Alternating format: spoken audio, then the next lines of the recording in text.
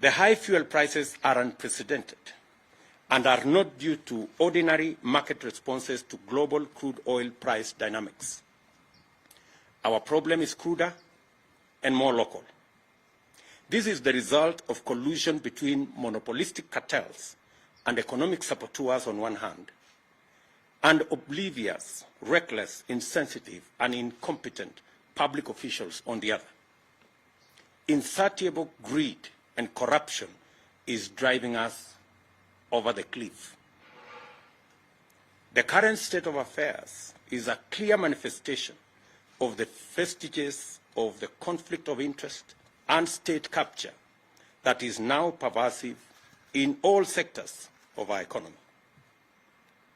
Kenyans, in their entirety, want an end to the issue of conflict of interest and state capture.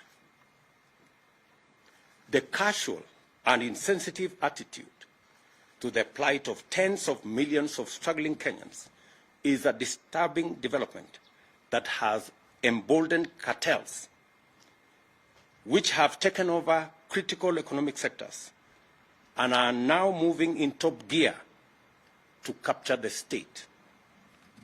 That is why the benefits, powers, advantages, privileges, and other interests of these barons and cartels take priority over the plight of 50 million Kenyans.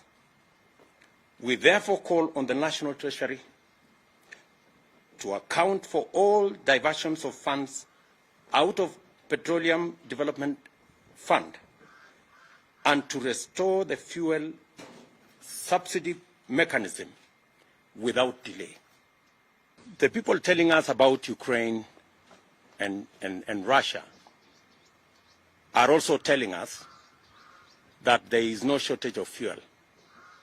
They are also trying to blame oil marketers.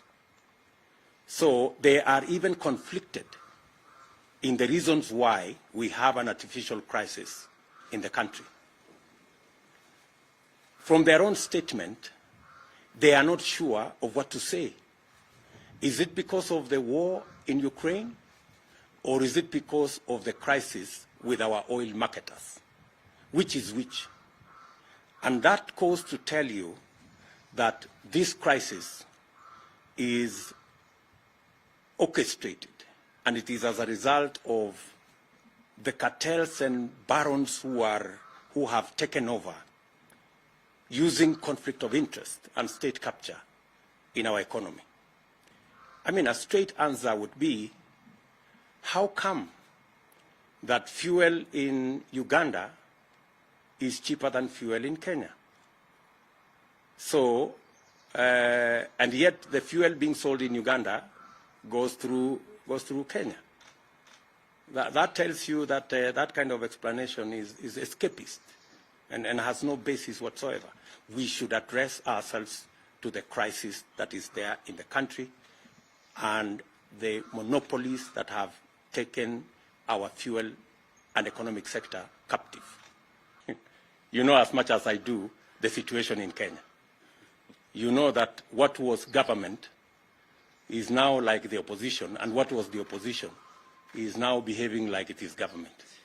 It is that confusion that has visited on the people of Kenya an accountability problem, because there are no more clear lines between the people in the opposition and the people in government, because greedy people who are supposed to be discharging their responsibility on the other side of government, because of greed, decided to come and become cartels and barons in government. So the responsibility we are discharging here is because we believe in the citizenship of our republic. This is somebody else's responsibility, but we are forced to do it because we have the interests of the nation at heart.